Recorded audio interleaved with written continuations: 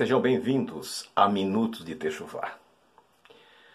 Hoje nós vamos falar sobre uma das parábolas mais interessantes que tem sido pregado há milênios. Os religiosos gostam de pregar ela. Só que hoje nós vamos tratar de um outro ângulo essa parábola. É sobre a parábola do filho pródigo. Muito se fala do filho pródigo que quis a sua parte da herança, que gastou dissolutamente, que foi embora, que voltou, isso aí todo mundo já conhece. Só que nós vamos tratar hoje, em especial, do filho que ficou. E é sobre isso que eu quero que você medite. Esta parábola, ela é mais do que apenas uma história. Ela fala de Israel, ela fala de Judá. Ela fala do retorno de Israel, a rejeição por parte de Judá. O filho que fica é Judá. O filho pródigo é Israel. E nós vemos que estamos vivendo numa época de uma restauração jeroboamiana. De Jeroboão, as avessas. As pessoas estão deixando as suas igrejas, estão se unindo a movimentos chamados de Techuvá, que são o intitulado judaísmo messiânico, judaísmo nazareno, mesmo o judaísmo ortodoxo, repudiando esses dois grupos. Eles fazem questão de estar ao lado deles, fazem questão de chamar a liderança dos rabinos de nossos sábios. Então essa restauração jeroboamiana, ela na verdade não é uma restauração. É um retorno aos erros do passado. O filho pródigo, todos conhecemos a história. Mas o filho que ficou. A parábola diz que o seu pai ficou esperando ele retornar.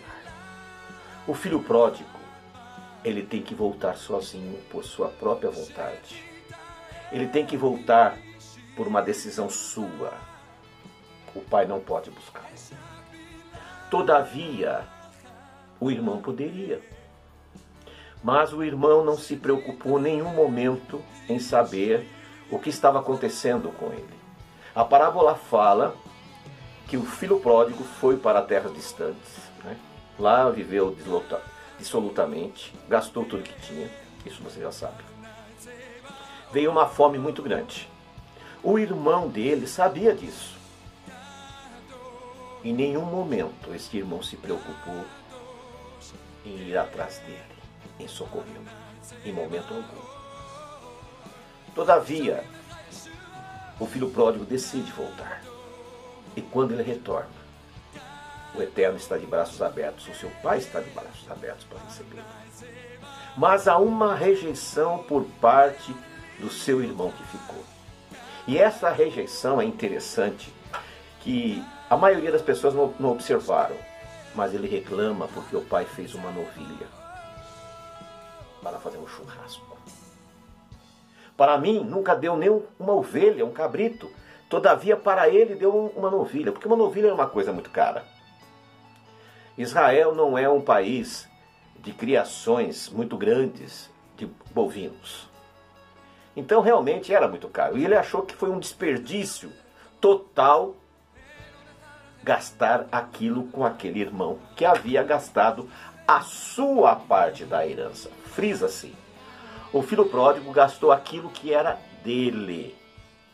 Nós temos 100 partes. 50 partes era do pai. 25 partes de cada um. O filho pródigo gastou as suas 25 partes que era dele. Voltou sem nada. Todavia, ele volta humilhado. Ele diz, olha, eu quero ser servo do meu pai. Porque os servos do meu pai vivem muito melhores do que eu estou vivendo nessas condições. Só que ele esqueceu um detalhe. Ele tinha uma parte dos 50% do pai. Ou seja, quando seu pai morresse, ele teria mais 25% e o seu irmão mais 25%. Todavia, a ganância do seu irmão, ele queria abocanhar os 75% do filho pródigo. Como assim? Eu nunca pensei nisso. Sim, nós nunca pensamos nessas coisas. E hoje acontece isso. As 10 tribos de Israel, elas se espalharam. Só que o profeta diz assim: andaram por montanhas, vales, e se esqueceram do seu lugar de repouso. Falando das 10 tribos perdidas. Eles se esqueceram quem são, não fazem a mínima ideia.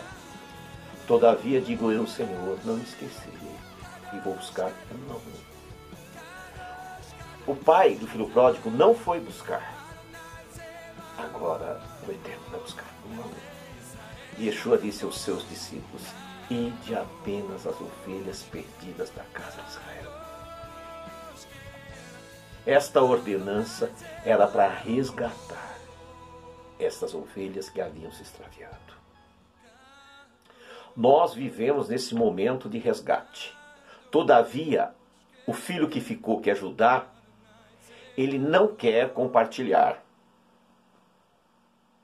Quando o filho pródigo partiu, levando a sua parte, ficaram 75% da parte do pai. E com aquela grande fome que não teve em Israel, com certeza eles enriqueceram mais. E agora ele não queria compartilhar nem um pouquinho com seu irmão. E isso acontece conosco hoje. Muitas pessoas são egoístas. Elas não querem compartilhar com você a verdade, a palavra. E a Bíblia diz: de graça recebei e de graça dai. E hoje nós estamos dando a você a oportunidade de conhecer o verdadeiro Deus. O verdadeiro Deus que quer uma techuvá genuína e escritural. É impossível você participar de uma techuvá retornando para uma igreja que seja judaica, retornando para uma sinagoga do judaísmo ortodoxo, o judaísmo messiânico, o judaísmo nazareno. Todos eles se afastaram dos caminhos do Senhor.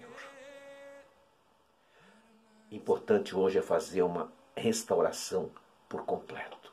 É um retorno para os princípios dados a Moisés no Sinai.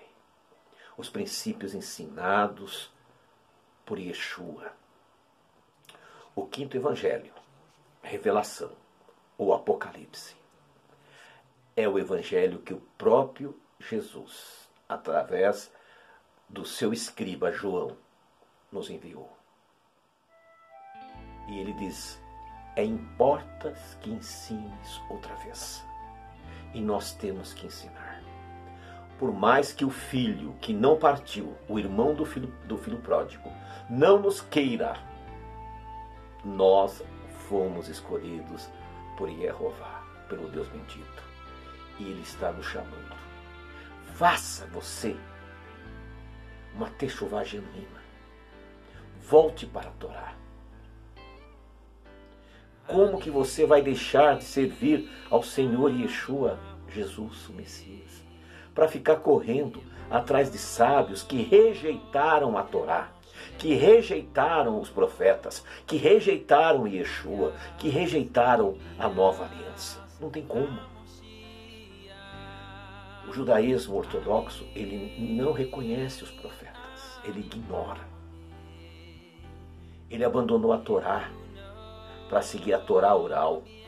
Ele mudou o calendário e as festas bíblicas têm caído, na maioria das vezes, em dias que não coincidem com o dia programado pelo Eterno, que é baseado na Lua Nova. Shavuot é uma festa que, na maioria das vezes, dá uma diferença de 2 a 8 dias. Existem anos que chega a dar 30 dias de diferença pelo calendário falsificado que o judaísmo ortodoxo adotou, que o judaísmo messiano segue, que o judaísmo nazareno segue. Por isso que nós temos que retornar para os princípios bíblicos dados a Moisés, ensinados pelos profetas, ensinado por Yeshua, seus discípulos.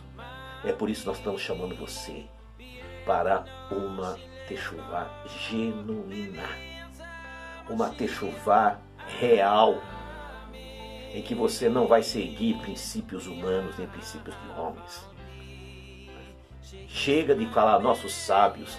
Como que alguém pode ser sábio se ele, tendo a Torá na mão, ele rejeitou o príncipe da vida? Que nesses minutos de Techuvá de hoje você possa refletir. Nós somos o filho pródigo, nós estamos voltando. E o Senhor está esperando com um banquete para nos receber. Shalom, shalom.